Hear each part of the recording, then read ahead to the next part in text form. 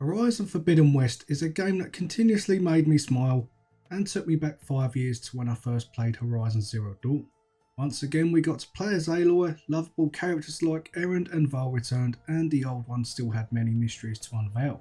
Knowing this beforehand got me very excited because I already had that investment in the characters and the story and was curious what happened next after the cliffhanger with Silence.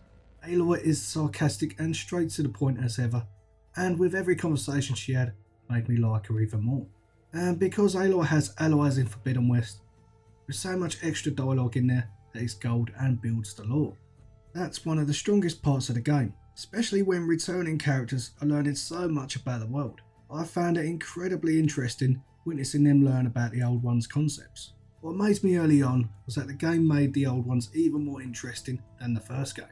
The first facility you go to with Val really opens your eyes to the lengths the old ones went to try and survive, and that continues throughout the game in a way I never expected.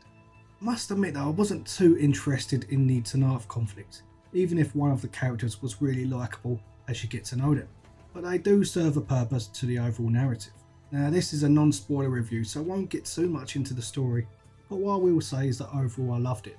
Playing as Aloy, seeing her grow, getting help from her friends, making new ones and uncovering the mysteries, it really had everything I wanted in terms of a sequel.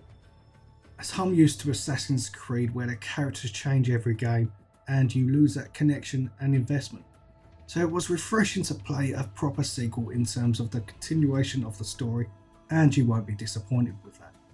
The game also manages to improve the combat and traversal. With the introduction of the paraglider, it opens a whole new dimension to both aspects. It's a great tool that improves the gameplay and problem solving. The combat itself feels more satisfying with every strike, and the new weapons such as the spike thrower and the sky stroke bolt blaster were a couple of my favourites. The new machines are brilliantly designed, such as the burrowers, tremor tusks and clamorjaws, and are a great addition finding out how best to deal with them separately. The strategic element is just as cool as the first game when approaching different machines, though the stealth has little changes aside from improvements of detection in the skill tree. And in all honesty, the skill tree is a little overbearing with the amount of skills and improvements you can make. I think sometimes less is more with skill trees, but I can understand why games like Forbidden West do this, as it gives the player all kinds of ways to play and improve. In terms of the open world, it is of course beautiful and diverse like the first game. The highlight is the sandy beachy area which used to be San Francisco. Seeing the metal ruins of the old one swamped by the sea and sand was a great reminder of the devastation the Pharaoh robots caused. The world is full of plenty of things to do, like story side quests, Old One's Ruins, which have very cool collectibles, and a Tanarth board game called Strike.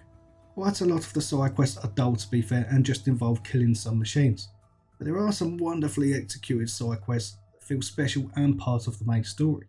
So moving on, there are a few things I wasn't a fan of, the main one being the lack of movement by the NPCs. Like the first game, they pretty much all stand there and are waiting to be spoken to. See, I thought this is something they would improve on and was disappointed not to see any improvements on this. Like, I'm not expecting the NPCs to be on the same level as Red Dead 2 or GTA 5, but at least something in between would have been cool. I also got quite a few bugs, the main one being a black screen popping up for a few seconds. This happened at least 15 to 20 times during my playthrough, mostly when exploring the world. Sometimes two characters would speak over each other as well, for example when I explored the room with Val, which may be a small thing to some people, but I start to lose that immersion when that sort of thing happens. The mounts also run away from you when you approach it like the first game, which is incredibly frustrating. And again, it is a minor thing, but I was surprised Guerrilla Games didn't fix this issue after 5 years. And lastly, although the world and the graphics are incredible, photo mode is pretty much the same as the first game. For a game so beautiful, it's a shame they didn't improve on the photo mode, and once again I was surprised. But overall, with the continuation of Aloy's story and the return of characters, Rise of Forbidden West is an amazing sequel that I will certainly play multiple times. It builds the world and the lore of Horizon brilliantly and is becoming my favourite video game franchise. I would highly recommend it, but admittedly there are some performance issues and areas that the game didn't improve on from the first game. See, I'm very precise, and if I would rate it out of 10, a 9.1 would be my score, or 91 out of 100. It is a great sequel and I'm very intrigued what happens next. So yeah, let me know what you think. Like, subscribe for more Horizon Forbidden West content, and see you very soon.